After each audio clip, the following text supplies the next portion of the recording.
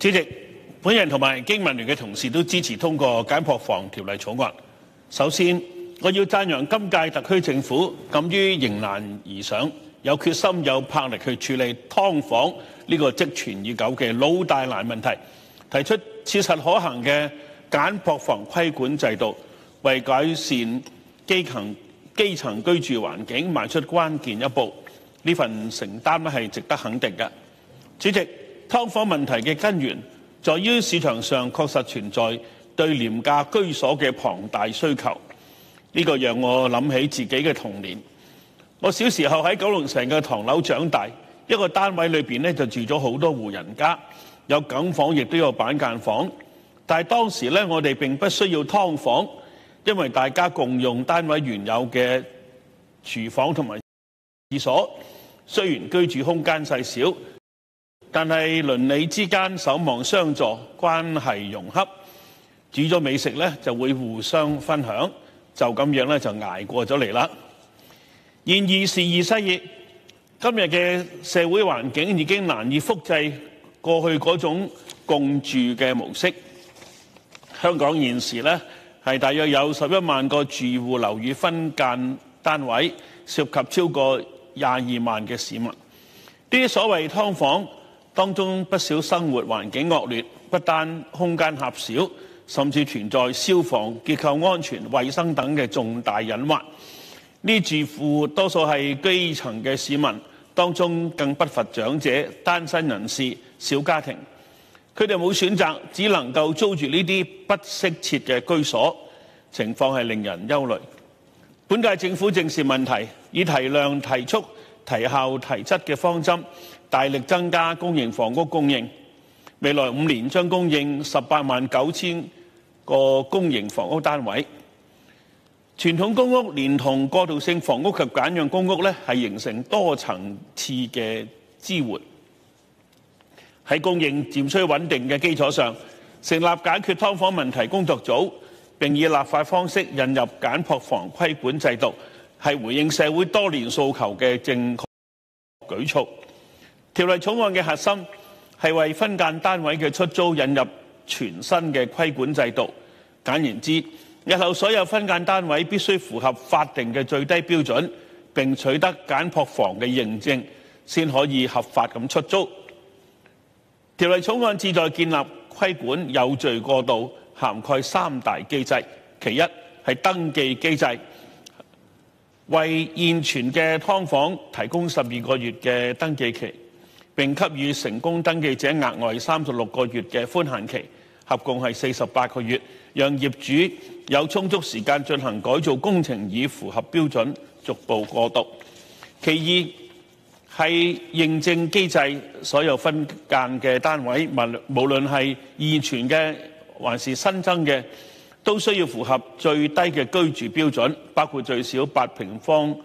米嘅樓面面積、2.3米嘅樓底高度、通風照明、消防設施、獨立廁所、供水點及獨立水電錶等。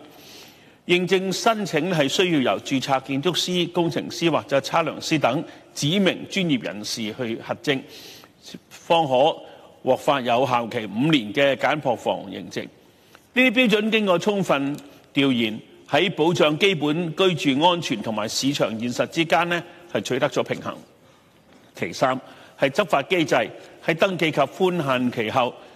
違法出租未獲認證嘅分間單位，最高可被判罰款30萬及監禁3年。同時，條例亦都設立咗上訴機制，保障業主或營運者嘅權益。主席，儘管上述方案未必一蹴而就咁樣取締所有嘅劣質劏房，但至少為市場定下清晰嘅最低標準，讓營運者有方向改善單位質素，亦為租戶提供更佳嘅保障。呢係務實可行、循序漸進嘅措施，我全力支持。本人亦都支持房屋局局長將動議嘅修正案，其中最重要嘅一點係修訂相關條文，清楚訂明當局喺拒絕或者取消登記認證申請嘅時候，所引用嘅任何其他理由必須係合理嘅理由。呢項修訂係看似微小，實質意義重大，有助更加清晰咁樣反映政策原意，防止行政權力過大或被任意使用，提升法例清晰嘅度與公信力，讓市場參與者能夠更安心咁樣遵循法規。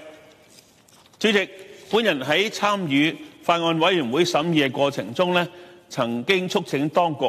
必須釐清簡樸房退場嘅首尾問題。當一個已獲認證嘅簡樸房單位不再出租，或者佢嘅認證失效之後，是否需要將單位還原至完全符合建築物條例嘅標準呢？因為簡樸房嘅某啲標準，例如樓底高度、通風要求等，係基於務實考慮而比現行法例稍為寬鬆。政府代表回應時表示，屋宇署會以風險為本嘅方針執法，優先處理構成即時危險嘅個案。我理解政府嘅務實取態，但係我擔心，如果業主喺投入資金改造之後，發現將來想收回單位自用嘅時候，可能面臨違規同埋需要再次改造嘅風險，咁或者會令部分業主對參與簡樸房卻步。因此，我強烈建議當局日後要加強解說，讓業主清楚負擔同埋風險，避免日後出現爭議。主席，劏房問題嘅核心係人，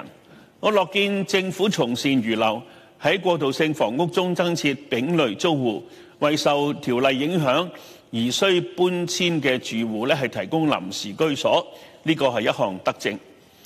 然而，我哋更加應該深入研究，點解有啲市民，特別係單身長者，會被迫蝸居於不適切嘅樹房呢？佢哋無法申請公屋嘅原因係乜嘢呢？我促請房屋局聯同勞工及福利局等相關嘅部門，加強數據收集同埋分析，精準咁樣識別呢啲弱勢群體嘅需要，並提供針對性嘅支援。此外，本人亦都促請政府注意，劏房嘅存在源於市場需求，因此喺執法與取締劣質劏房嘅同時，必須有足夠嘅房屋供應與安置嘅支援，否則只會把部分住戶逼上更加惡劣嘅選擇。喺規管制度實施之後，市場上簡樸房嘅供應量同埋租金走勢，當局必須密切監察，確保市場供應穩定，避免因為供應減少而推高租金，令基層市民負擔加劇。